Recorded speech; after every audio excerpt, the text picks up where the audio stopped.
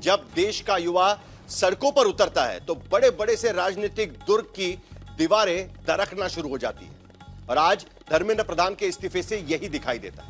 NEET परीक्षा leak मामले को लेकर पिछले 50 दिनों से जारी देशव्यापी छात्र आंदोलन के आगे आखिरकार मोदी सरकार को झुकना ही पड़ा।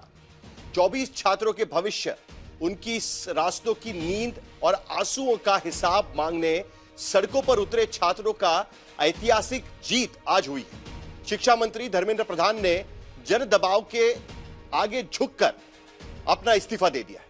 यह इस्तीफा महज एक मंत्री की विदाई नहीं है, बल्कि इस बात का गवाह भी है कि उस ऐतिहासिक तारीख का, दरअसल क्योंकि 6 जून का जब जंतर मंतर की तपती सड़कों पर कांग्रेस जनता पार्टी के बैनर तले इस आंदोलन की चिंगारी सुलगी थी। पुलिस की लाठियां, पानी की बौछारें और सत्ता की बेरुखी भी इन नौजवानों के फौलादी इरादों को बिल्कुल हिला नहीं पाई। आज जब धर्मेंद्र प्रधान का इस्तीफा मंजूर हुआ है तो जंतर मंतर पर नारों का वो सैलाब है जिसे देश बरसों तक याद रखेगा।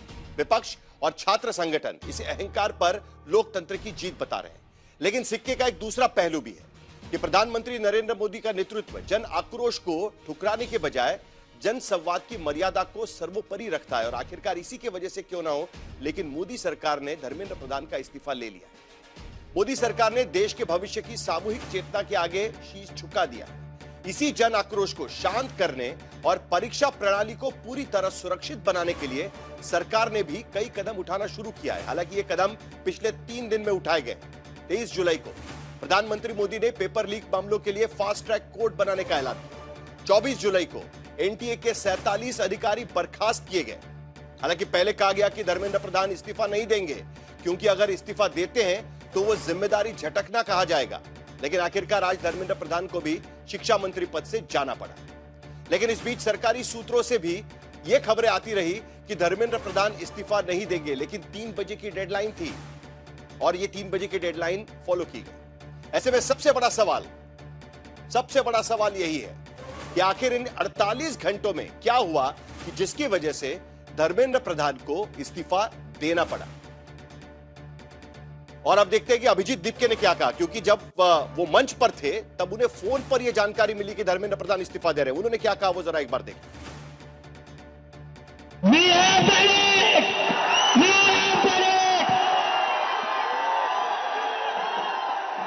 धर्मेंद्र प्रधान ने रिजाइन कर दिया है।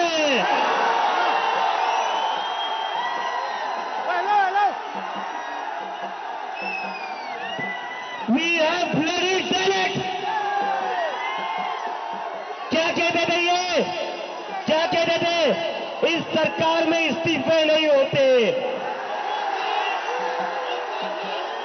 क्या कहते थे? इस सरकार में इस्तीफे नहीं होते।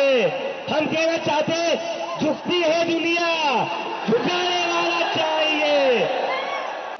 इस्तीफा हो गया है, लेकिन हमारी 2 और मांगे ऐसे ही नहीं जाएंगे। नीचे उतरो, ऐसे नहीं जाएंगे। कॉकरोच है, एक बार घुसता है तो निकलता नहीं है कॉकरोच।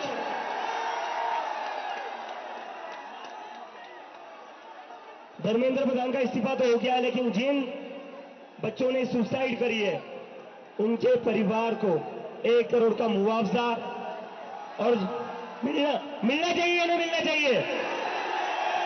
मिलना चाहिए ना? 1 करोड़ का मुआवजा उन सारे परिवारों को। और दूसरा, ये जो पुलिस वाले गुंडों ने हरकत करी थी 20 तारीख को, उसके ऊपर, पुलिस वालों के ऊपर एक्शन तो होना ही चाहिए।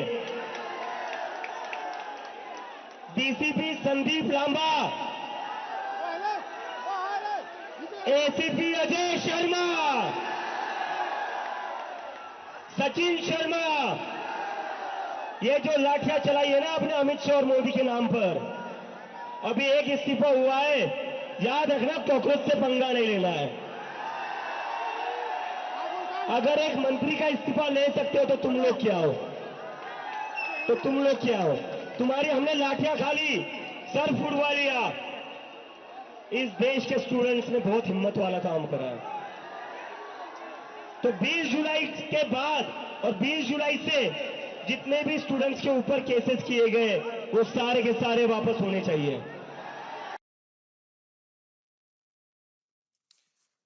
तो यहां पर कॉकरोच जनता पार्टी अभिजीत दिपके खास करके कह रहे हैं कि हम झुकेंगे नहीं। दो मांगे अभी भी उनकी और बाकी है, और वो दो मांगों का क्या होता है। कॉन्स्टिट्यूशन क्लब पे वहां पर कॉकरोच जनता पार्टी का प्रतिनिधिमंडल और सरकार की तरफ से दो वरिष्ठ मंत्री जेपी नड्डा और जितेंद्र सिंह, इनके साथ बातचीत चल रही है। पूजा शाली हमारी संवाददाता इस वक्त वहां पर मौजूद है। पूजा, दो मांगों का जिक्र अभिजीत दिपके भी वहां पर कर रहे हैं, क्योंकि एक मांग नॉन नेगोशिएबल थी। उन्होंने साफ कह दिया था कल कि किसी भी हालत पे धर्मेंद्र प्रधान का इस्तीफा होना चाहिए। बार बार सरकार की तरफ से कहे जाने के बावजूद भी कि इस्तीफा नहीं देंगे, इस्तीफा देना पड़ा धर्मेंद्र प्रधान को। लेकिन दो मांगे बाकी है। एक कॉम्पेंसेशन की मांग, 10 करोड़ का कॉम्पेंसेशन वो मांग रहे हैं, एक मांग। दूसरा, जिन छात्रों पर मामले दर्ज किए गए, एफआईआर दर्ज किया गया है, वो एफआईआर भी वापस लेने की बात रखी गई है। क्या दो मांगों का क्या होगा, कब तक चलेगी मीटिंग? देखिए, कॉन्स्टिट्यूशन क्लब पे एक बड़ी इंटरेस्टिंग अपडेट हुई है, मैं आपको दिखाती हूँ। अभी कुछ देर पहले तक 3 कुर्सियां लगी हुई थी। हमें ये मालूम था कि 4 लोग हैं उस मीटिंग में, डॉक्टर जितेंद्र सिंह, जेपी नड्डा, सौरभ दास और आशुतोष रंका। अभी कुछ ही देर पहले यहाँ पे ऑर्गेनाइजर आए हैं और उन्होंने 3 की 4 कुर्सियां कर दी। इसका सिर्फ एक मतलब है, और वो है कि यहाँ पर जॉइंट प्रेस कॉन्फ्रेंस होने का बंदेशा है, क्योंकि सीजेपी स्पोक्सपर्सन तो अपनी बात रख रहे हैं जंतर मंतर से। सरकार की तरफ से अभी पहला रिएक्शन नहीं आया है कि जो सरकार के मंत्री हैं वो क्या कहेंगे धर्मेंद्र प्रधान के इस्तीफे के बाद। जब जेपी नड्डा और डॉक्टर जितेंद्र सिंह आए थे और एंट्री कर रहे थे कॉन्स्टिट्यूशन क्लब पे, तब मैंने उनसे वो सवाल पूछा था। कुछ नहीं कहा नेता ने, बिल्कुल साइलेंस था उनकी तरफ से। उन्होंने सुना जरूर सवाल। वही सवाल मैं उनसे अब पूछूंगी कि सरकार का क्या संदेश गया है union education minister Dharmendra Pradhan के रेजिग्नेशन को लेकर। पर 4 कुर्सियों का मतलब सिर्फ ये नहीं है कि प्रेस कॉन्फ्रेंस ज्वाइंट होगी, उसका मतलब ये है कि क्या कोई एक डिसीजन हुआ है। क्योंकि देखिए, अभिजीत दिपके जो एक चेहरा मान के चल रहे थे हम सीजेपी स्पोक्स प्रोटेस्ट का, वो यहाँ नहीं है, वो जंतर मंतर पे हैं। क्या यहाँ पर एक जॉइंट डिसीजन अनाउंस हो सकता है बिना अभिजीत दिपके के, या सीजेपी के स्पोक्स पर्सन चाहेंगे कि वो जंतर मंतर पे ही जाए और वहीं पे अनाउंस करें? लेकिन सरकार है ये, जेपी नड्डा, आपको याद होगा डॉक्टर जितेंद्र सिंह। एक और एक चीज आपने बड़ी इंटरेस्टिंग बात बताई कि अभी कोई जॉइंट डिक्लेरेशन वहां पर हो सकता है, क्योंकि 5 कुर्सियां वहां पर लगाई गई है। 2 प्रतिनिधिमंडल वहां पर सौरभ दास और अभिजीत रंका वहां पर है, और उसके साथ 2 मंत्री है। इन सब की मिला के प्रेस कॉन्फ्रेंस हो सकती है। लेकिन जरा वो तस्वीरें चलाइए, जो आज की तस्वीरें हैं, ये मीटिंग की तस्वीरें जो इससे पहले चल रही थी। ये बड़ी दिलचस्प तस्वीर है। शक्तिशाली सरकार के 2 मंत्री उनके सामने बैठे हुए और उनके साथ डिस्कस कर रहे हैं। और कल की तस्वीरें भी मैंने देखी थी, उसमें मंत्री बैठे थे सोफे पर, और जो प्रतिनिधिमंडल आया था उनके लिए 2 कुर्सियां रखी हुई थी, और वो ऐसे बैठे थे, यानी दोनों हाथ इस तरीके से पकड़कर बैठे थे। आज दोनों के लिए सोफा रखा गया और रिलैक्स्ड दिख रहा है, यानी बड़ी मांग पूरी हो गई है उनकी। ये एक बहुत बड़ा डिफरेंस यहां पर नजर आ रहा है। दोनों के लिए आज सोफा रखा गया है, कल दोनों को कुर्सी पर बिठाया गया था, और दोनों हाथ इस तरीके से एक दूसरे के हाथ पर रखकर ऐसे बैठे हुए थे। आज देखिए रिलैक्स लग रहा है पूरा एकदम। ये बहुत बड़ा फर्क है बॉडी लैंग्वेज में। ये साहिल, आपने बॉडी लैंग्वेज बहुत अच्छे से नोटिस करी। एक और बात, कल जब लिस्ट सामने रखी गई थी सीजेपी की तरफ से, तो सौरभ दास और आशुतोष बहुत हल्का, एक ऑकवर्ड हंसी जिसको कहते हैं, वो दे रहे थे। एक डिस्टेंस था, पर मंत्रियों ने इंश्योर किया कि कैमरा पे दिखे कि एक हैंडशेक हो रहा है, बातचीत हो रही है। आज जब सौरभ दास आए, उनके साथ 3 और स्पोक्स पर्सन थे। मैंने पहला सवाल पूछा, नेक्स्ट स्टेप क्या है, क्या प्रोटेस्ट खत्म हो जाएगी? कहा कुछ नहीं, पर उन्होंने ऐसे करके हंसते हुए एक पंच दिखाया, क्योंकि सीजेपी का मानना है कि उनकी बहुत बड़ी विक्ट्री है। पर जैसा आप कह रहे हैं साहिल, याद रखें ये मोदी सरकार है। मोदी सरकार की हमेशा एक स्ट्रैटेजी रही है, और सीजेपी अभी मान के चल रही है कि ये उनकी जीत है। पर क्या मोदी सरकार का नेक्स्ट स्टेप है, वो कैसे इंश्योर करेंगे कि धरना तो खत्म हो, पर धरना को और सीजेपी को क्रेडिट उतना ना मिले जितना मैसेज ये जाए कि सरकार यूथ के लिए इतनी बड़ी आउटरीच कर रही है। सरकार ने किसान के लॉ वापस लिए, याद रखिए। एमजे अकबर ने भी स्टेप डाउन किया, मगर दोनों ही वक्त फार्म लॉस के टाइम मंत्री नहीं हटे। एमजे अकबर के टाइम धरना सोशल मीडिया पे ज्यादा था, सड़कों पर नहीं था। ये सड़कों का धरना है। किस तरह से सरकार की अब स्ट्रैटेजी रहेगी जब यहाँ जॉइंट अभी प्रेस कॉन्फ्रेंस एक्सपेक्टेड है साहिल? 2 यंग जर्नलिस्ट कह लीजिए, प्रोफेशनल्स कह लीजिए, एक्टिविस्ट कह लीजिए, उनके साथ मोदी सरकार के 2 सीनियर मंत्री बैठे हैं। वो प्रेस कॉन्फ्रेंस में क्या होगा वो बहुत जरूरी है, क्योंकि मुझे ये पता है, मैंने इतनी क्लैरिटी निकाल ली है यहाँ से कि जो स्पोक्स पर्सन है वो चाहेंगे कि जंतर मंतर पे शायद अनाउंसमेंट हो। क्योंकि याद रखिए, सोनम वांगचुक भी हॉस्पिटल में रात को डॉक्टर जितेंद्र सिंह और जेपी नड्डा पहुंच गए थे, उनका फास्ट उन्होंने एंड करवाया था। काफी लोगों ने कहा कि ये जंतर मंतर पे क्यों नहीं खत्म किया गया। तो सरकार चाहेगी यहीं पे अनाउंसमेंट हो, सरकार भी नहीं चाहेगी कि अनाउंसमेंट जंतर मंतर पे हो। तो इसीलिए कुछ ही देर की और बात है साहिल, हम एक्सपेक्ट कर रहे हैं अगर 3 से 4 कुर्सियां कर दी गई हैं, दैट मीन्स एक जॉइंट कॉन्फ्रेंस एक्सपेक्टेड है। नहीं, जॉइंट प्रेस कॉन्फ्रेंस तो होगी, लेकिन मुझे लगता नहीं है कि वहां पर कॉन्स्टिट्यूशन क्लब पे अनाउंसमेंट करेंगे। जो वहां के स्पोक्स पर्सन हैं उनके या प्रतिनिधि मंडल के लोग हैं, वो वहां पर अनाउंस नहीं करेंगे, क्योंकि धरना प्रदर्शन तो चल रहा है जंतर मंतर पर, और जंतर मंतर के प्रदर्शन की वजह से कॉन्स्टिट्यूशन क्लब पे वहां पर मीटिंग हो रही है। क्योंकि पहले तो सरकार कह रही थी कि घर पे आइए या हमारे दफ्तर पे आइए, लेकिन जब कहा गया कि नहीं, कोई ऐसे स्थल पे जाना है कि जो ना घर होगा ना दफ्तर होगा, कोई ऐसे मिडिल ग्राउंड पे हमको मिलना है, तब जाके कॉन्स्टिट्यूशन क्लब यहां पर मिला है। हमारे साथ बाकी मेहमान भी जुड़े हुए हैं। नलिन कोहली हमारे साथ जुड़ रहे हैं भारतीय जनता पार्टी से, नवल किशोर जुड़ रहे हैं राष्ट्रीय जनता दल से, और अनुप्रिया हमारे साथ जनता दल यूनाइटेड से जुड़ रही है, और थोड़ी देर में कांग्रेस की प्रवक्ता भी हमारे साथ डॉली शर्मा जुड़ेंगी। पूजा, आप भी हमारे साथ बने रहिए, क्योंकि बड़ी दिलचस्प चीज वहां पर हो रही है। और ये तस्वीरें खास करके नलिन कोहली जी, आप अगर देख रहे हैं, ये बड़ी दिलचस्प तस्वीरें हैं कि सरकार, शक्तिशाली सरकार के 2 वरिष्ठ मंत्री वहां पर बैठे हुए हैं। कल सोफा पर थे, आज कल कुर्सी पर बिठाया गया था प्रतिनिधि मंडल को, आज दोनों के लिए सोफा है। दोनों की बॉडी लैंग्वेज काफी रिलैक्स लग रही है, और जो नॉन नेगोशिएबल डिमांड थी वो सरकार को माननी पड़ी। हालांकि धर्मेंद्र प्रधान के इस्तीफे में उसका जिक्र नहीं है, वो तो ये कह रहे हैं कि मैं तो इस्तीफा दे रहा हूं क्योंकि वहां पर कोई ऐसी ताकतें जो सरकार विरोधी या देश विरोधी ताकतें उसका फायदा ना उठाए, इसके लिए मैं इस्तीफा दे रहा हूं। वो दबाव में इस्तीफा नहीं दे रहे हैं। जो जंतर मंतर पर प्रोटेस्ट हुआ उसके असली कारण आप बता दीजिएगा नलिन कोहली जी, किस वजह से इस्तीफा दिया? ये पहलू हैं और इसको एक एक करके साहिल जी देखें। पहले देखिए, ऐसा मुझे नहीं लगता है कि सरकार की तरफ से कभी भी कोई ऐसी मंशा थी किसी को सोफा पे बुलाना नहीं। अब वो कॉन्स्टिट्यूशन क्लब में उन्होंने ऐसे रख दिया होगा, चर्चा रही मीडिया में, कोई गलत संदेश ना जाए, क्योंकि भाई जब बातचीत हो रही है उसमें कोई ऊपर नीचे दिखाने की बात नहीं है, नहीं तो बातचीत हो ही नहीं सकती है। ये तो भाई हल ढूंढने वाली बात थी। सरकार जो है और प्रधानमंत्री जी ने स्वयं स्पष्ट किया है, हमारी पार्टी ने, सबने स्पष्ट किया है कि भाई छात्रों की जो चिंताएं हैं उसको लेकर तो हम कहीं पर इसमें कोई लड़ाई है ही नहीं। जो चिंताएं उनको पूरा करना है, इसलिए तो एक कानून आया, कानून में संशोधन हुआ है, फास्ट ट्रैक कोर्ट्स हो रहे हैं। धर्मेंद्र प्रधान जी ने खुद लिखा अपने इस्तीफे में कि मैं तुरंत एग्जाम को कैंसिल किया, सबके को इन्वॉल्व करके आपने एग्जाम कराया, रिजल्ट कराया। लेकिन इसका एक दूसरा पहलू जो है, जो महत्वपूर्ण है, कि छात्रों के साथ किस प्रकार से राजनीतिक दल इसका राजनीतिकरण कर रहे थे, हिंसक बातें हो रही थी, हिंसा हो रही थी, छात्रों के कंधों पे उनकी चिंता ना करते हुए राजनीतिकरण कर रहे थे। तो धर्मेंद्र जी ने स्पष्ट लिखा भी है अपने इस्तीफा पत्र में कि उन्होंने इन कारणों से अपने आप को, छात्रों के हितों में उन्होंने त्यागपत्र दे दिया है। दूसरी बात, हम लगातार इस बात को कह रहे हैं कि छात्र जो है वो अपने भविष्य की चिंता करे, सरकार भी उनकी भविष्य की चिंता करते हैं, उसमें वो अपनी बात रखे, बिना हिंसा के रखे, इसमें कोई दिक्कत नहीं है, तो लोकतंत्र है। लेकिन जिस प्रकार से गुंडे तत्व आए, जिस प्रकार से पुलिस कर्मियों की पिटाई हुई, जिस प्रकार से चोट लगी, वहां पर पत्थर फेंके गए, गाड़ियों को बर्बाद किया गया, न्यूज़पेपर में आया कि कई लोग जो है पत्थर अपने बैग में उठा के ला रहे थे, ये तो छात्र थे नहीं ना।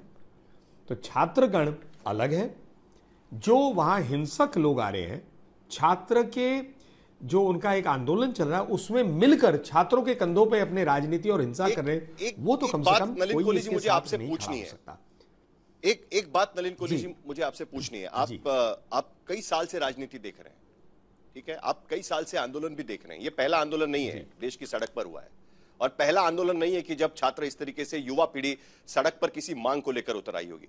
इस बात का मुझे मतलब नहीं समझ में आया। जो धर्मेंद्र प्रधान उनके जो इस्तीफा का पत्र है उसमें उन्होंने लिखा हुआ है कि देश की युवा शक्ति को भ्रम के कुचक्र में हम फंसने नहीं देंगे, और इसीलिए उनका कहना है कि वो इस्तीफा दे रहे हैं। जो वहां पर अभिजीत दीपके या फिर जिनके साथ आप वहां पर बात कर रहे हैं, अभिजीत रांका या फिर सौरभ दास, वो जो वहां पर आकर मिल रहे हैं उस कॉकरोच जनता पार्टी के प्रतिनिधि मंडल के रूप में, वो किस तरीके के कुचक्र में फंसे हुए हैं, जरा वो मैं समझना चाहता हूं। क्या उनको भ्रमित किया जा रहा है? क्या उनको भ्रमित किया जा रहा है? इसका एक और उनकी मांगे बड़ी साफ नजर आती है वहां पर, नलिन कोहली जी। नहीं साहिल जी, पहली बात साहिल जी आप सही कह रहे हैं, ये छात्रों का पहला आंदोलन नहीं है। हम सब छात्र रहे आंदोलन में, किसी न किसी रूप से हम लोग भी रहे हैं, और लोकतंत्र में बिना हिंसा किए आंदोलन करना इसमें कोई ना बुराई है, ये तो एक अधिकार भी है एक रूप से। राजनीतिक दल भी तो इसी आधार पे आगे बढ़ते हैं। युवा जो हैं अक्सर आए हैं आंदोलन में, लेकिन हिंसा और असामाजिक तत्वों का एक जो एजेंडा होता है वो इसके साथ ना मिले, वो एक अलग विषय है।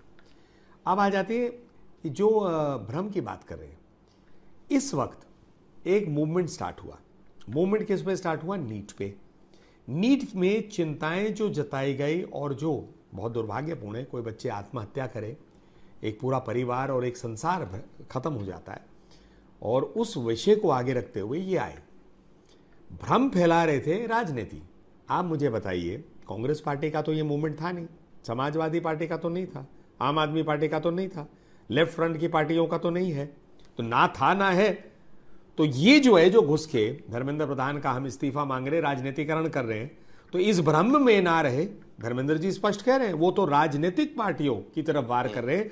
यदि अगर इसमें कोई ऐसी सोच होती तो सरकार के मैंने दो इसलिए इतने कहा, वरिष्ठ मंत्री मैंने इसीलिए और इस प्रधान, बात का एक जिक्र वाक्य, किया। एक वाक्य, बिल्कुल, एक वाक्य, इस एक बात का वाक्य, मैंने- एक वाक्य, एक वाक्य, जी, एक वाक्य भाई जी, साहब, एक मिनट जी। साहिल जी, एक वाक्य, केवल एक वाक्य। भाई, मोदी जी के सरकार के दो इतने वरिष्ठ मंत्री 2 बार बातचीत कर रहे हैं, आज दूसरी बार हो रही है, तीसरी बार बात हो रही है। पहले तो नड्डा जी से हुई, फिर दोनों की बातचीत हुई, दूसरी बार जितेंद्र सिंह जी, और दोनों थे अपने दोनों सीजेपी के जो जवान, हमारे नौजवान नेता हैं, उनके साथ जो बातचीत हुई। ये बातचीत थोड़ी ना होती अगर कोई दोहरी सोच होती। बातचीत छात्रों के साथ अपनी जगह है, राजनीति कांग्रेस, आम आदमी पार्टी, सपा या अन्य दल है, उनके साथ एक अलग बात है। धर्मेंद्र जी का सही बात, निशाना सीधा उस राजनीति अपनी जगह पर है, आंदोलन अपनी जगह पर है, लेकिन इस देश का इतिहास अगर हम खंगालें तो यही नजर आता है कि इमरजेंसी के पहले भी छात्रों का आंदोलन शुरू हुआ था। संपूर्ण क्रांति के पहले वो हॉस्टल के मेस के दाम बढ़े, उसके वजह से शुरू हुआ था, और वहां से लेकर करप्शन तक पहुंच गया। और तब भी भाषा सरकार की यही थी कि छात्रों को भ्रमित किया जा रहा है, कोई गैर सामाजिक तत्व उसका फायदा उठाने की कोशिश कर रहे हैं, और इसीलिए हम वहां पर इमरजेंसी लाना चाहते हैं, और इसीलिए हम इस आंदोलन के खिलाफ हैं।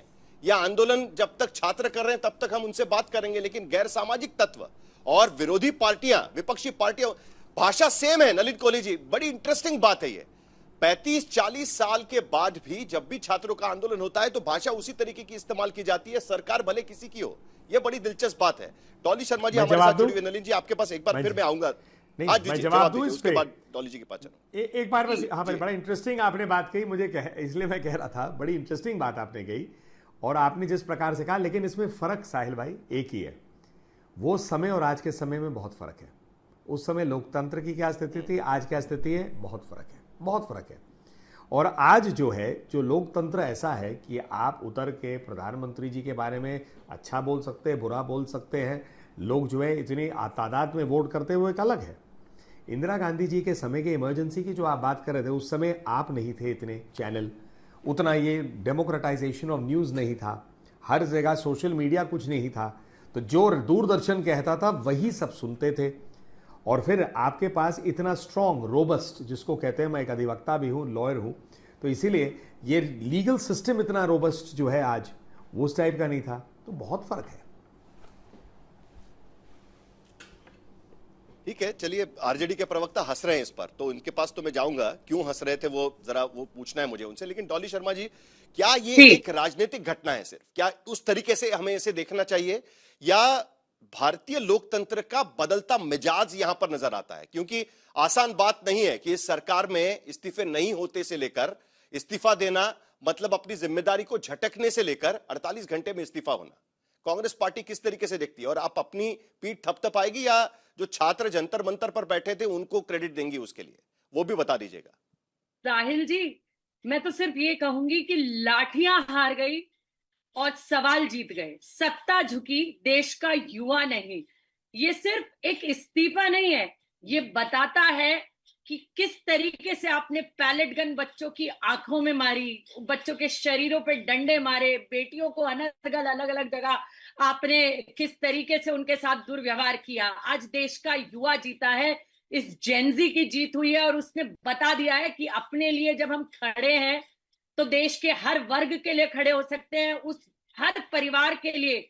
आज ये इस्तीफा जवाब है, जिसके लिए इन्होंने कहा था इस्तीफे नहीं होते हैं इस सरकार में। यूपीए में इस्तीफे होते थे, एनडीए में इस्तीफे नहीं होते। आज युवा की जीत हुई, इस देश के लोकतंत्र की जीत हुई। और आपने कहा ना, राहुल जी ने तो उस दिन भी कहा था कि मैं थोड़ा सा घसीटा गया, उसकी बात नहीं करो, इस देश के युवा की बात करो। जब तक धर्मेंद्र प्रधान का इस्तीफा नहीं होगा, हम पीछे हटने वाले नहीं है। तो मेरे नेता कह रहे हैं कि देश के युवा की जीत हुई, हम क्रेडिट कभी नहीं लेना चाहते, न लेंगे। इस देश के युवा की जीत हुई है, लोकतंत्र की जीत हुई है, संविधान की जीत हुई है। ये बता दिया है कि लेकिन डॉली जी, धर्मेंद्र प्रधान तो कह रहे हैं कि उनका इस्तीफा उस आंदोलन के वजह से नहीं हुआ है, उस आंदोलन का कोई गलत फायदा ना उठाएं, उसके वजह से वो इस्तीफा दे रहे हैं, और ताकि छात्र जाकर पढ़ाई कर सके। वो तो अच्छे मन से इस्तीफा दे रहे हैं ताकि किसी भी तरीके से छात्रों की पढ़ाई का नुकसान ना हो और गैर सामाजिक तत्व इस आंदोलन का फायदा ना उठाए। उसकी वजह से वो इस्तीफा दे रहे हैं, वरना नहीं देते वो इस्तीफा। साहिल जी, अगर इतना अच्छा मन था ना, तो जब देश के 20 बच्चों से ज्यादा की आवाज आई कि बच्चों ने आत्महत्या कर ली, परिवार लुट गए, बर्बाद हो गए, कल भी उत्तराखंड में एक पेपर लीक हुआ, तो धर्मेंद्र प्रधान पहले ही इस्तीफा दे देते। 20 तारीख को ये बच्चों के साथ दुर्व्यवहार ना होता, उनकी आंखों पे पैलेट गन न चलाए गए होते, लाठियां न भांजी गई होती, उनके लिए पत्थर ट्रक भर के न मंगाए गए होते, अगर ये उनकी नियत और नीति होती। जी, मैं 1 मिनट आपको रोकूंगा।